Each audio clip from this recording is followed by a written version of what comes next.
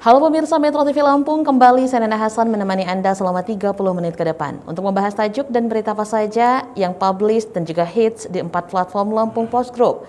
Saat ini sudah bersama saya Iskandar Zulkarnain, pemimpin redaksi harian umum Lampung Post. Tapi sebelum kita masuk untuk membahas tajuk kali ini, terlebih dahulu kita akan menyaksikan video editorial berikut ini.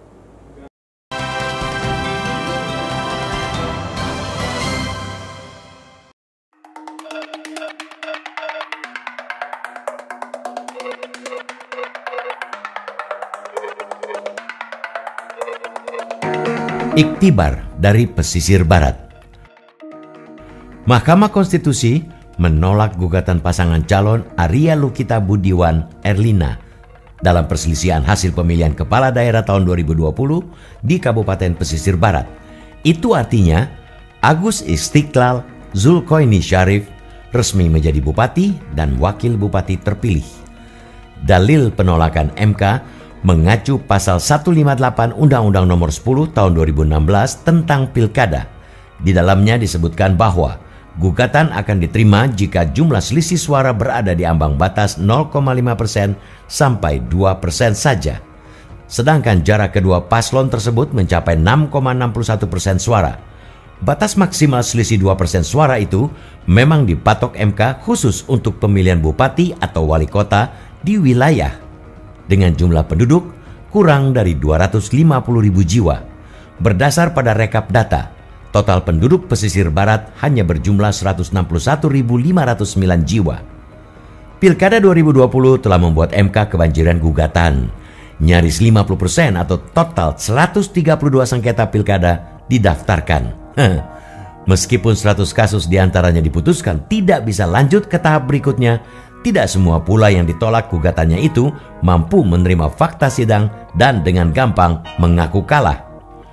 Kedua pasangan calon pilkada pesisir barat patut dijadikan teladan karena telah mampu bersikap dewasa. Secara ksatria, Arya Erlina dengan Logowo mengaku kalah. Begitupun Agus Zulkoini yang mewanti-wanti pendukungnya agar tidak jemawa. Malahan, kedua paslon ini bertekad untuk tetap saling membantu demi terwujudnya pesisir barat yang lebih maju. Sikap saling berbesar hati seperti inilah yang memang dibutuhkan masyarakat usai pesta demokrasi. Babak pertarungan dan persaingan yang sudah berlalu jangan sampai ditunggangi kepentingan segelintir elit dan oknum politikus berjiwa benalu. Sudah cukup sering kontestasi politik di Indonesia malah berujung konflik berkepanjangan. Watak keras kepala serta tidak siap kalah jadi musababnya. Sikap seperti itu jelas melahirkan kerugian tidak sederhana. Tidak jarang pula sikap egois para kandidat justru menjerumuskan masyarakat pada pemahaman politik yang sesat. Pesta demokrasi harus dikembalikan kepada kitahnya, yakni sebagai media bagi rakyat untuk dengan leluasa memilih dan menentukan nasib lebih baik dan sejahtera menurut pilihan bebas mereka. Pilkada tidak boleh lagi dikotori hasrat memenangi kontestasi dengan cara membabi buta. Yang kalah menuduh curang, yang menang menjadikannya sebagai ajang balas dendam. Sudah saatnya pula partai politik sebagai madrasah demokrasi para kontestan mendidik mereka lebih serius dan menekankan bahwa proses politik pada faktanya penuh dengan kejutan-kejutan. Selain siap menang, pasangan calon juga harus diingatkan agar mau menyediakan memori untuk menerima kekalahan. Para pemilih, pendukung, dan tim sukses pun harus bisa mawas diri untuk tidak memaksakan kemenangan salah satu kandidat. Semua pihak yang terlibat kompetisi wajib menyiapkan secara psikologis agar dengan mudah menerima segala kemungkinan. Menolak kalah tentu sah-sah saja, asalkan disalurkan melalui jalur konstitusi. Yang tidak boleh dilakukan ialah mengekspresikannya lewat aksi provokatif, pengerahan massa, atau sesumbar mengaku dicurangi tanpa disertai bukti.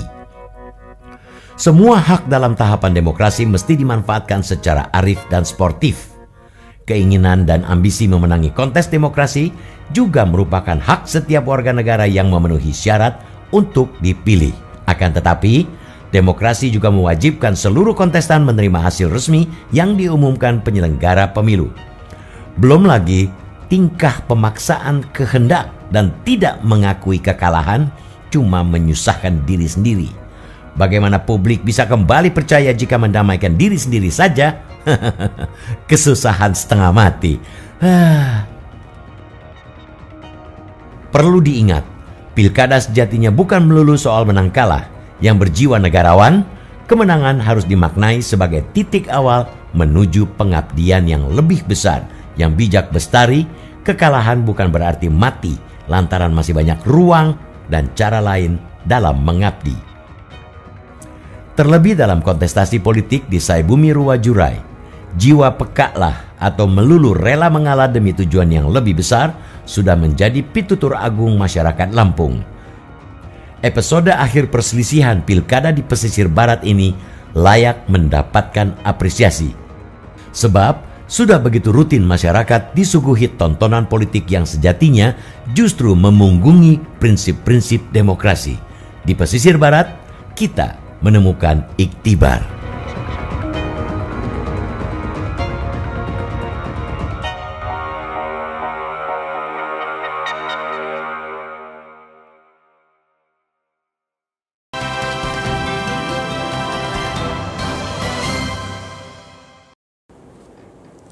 Oke Bang Is, untuk Tajik Lampung Pos kali ini yang berjudul Iktibar dari Pesisir Barat. Baik. Maksudnya ini seperti apa Bang Is? Iktibar itu sesuatu yang harus mendapat pelajaran lah ya. Pelajaran dari sebuah peristiwa, dan hari ini Lampung Pos menulis tajuk soal iktibar dari pesisir barat. Artinya pelajaran yang berharga yang diambil dari peristiwa pemilihan kepala daerah Kabupaten Pesisir Barat yang kemarin, minggu-minggu kemarin sidang di Mahkamah Konstitusi. Alhamdulillah beberapa waktu yang lalu sudah dinyatakan oleh Mahkamah Konstitusi menolak gugatan yang diajukan oleh calon Arya Lukita dengan Erlina. Gitu. Jadi sesuatu yang pada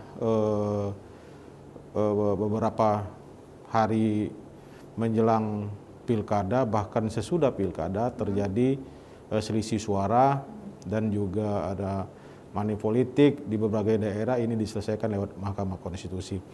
Dari 8 kabupaten kota, baik itu di Bandar Lampung, Metro, Lampung Timur, Lampung Selatan, Lampung Tengah, Waikanan, hanya termasuk Pesawaran, hanya pesisir barat yang proses sidangnya masih mengulur-ngulur waktu, sehingga ada beberapa yang memang harus diteliti kembali oleh Mahkamah Konstitusi. Oke, memang sejauh apa, seperti apa perjalanan pilkada pesisir barat itu sendiri, ya, Bang Is?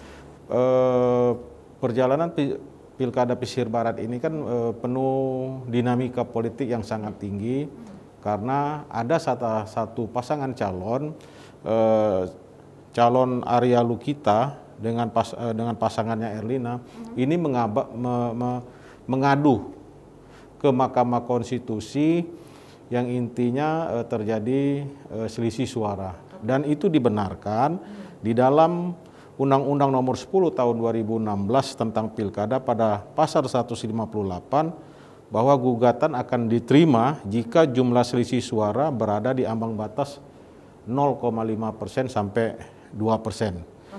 Gitu, Mbak. Oke, kalau begitu Bang Is, ini menarik sekali untuk kita bahas karena ini berkaitan dengan masih pilkada yang kemarin, masih berarti informasinya masih tersisa ya Bang Is ya. Kita tahan terlebih dahulu, kita akan kembali untuk membahas tajuk Lampung Pos kali ini. Pemirsa Metro TV Lampung, jangan kemana-mana, kami akan kembali sesaat lagi, tetaplah bersama kami.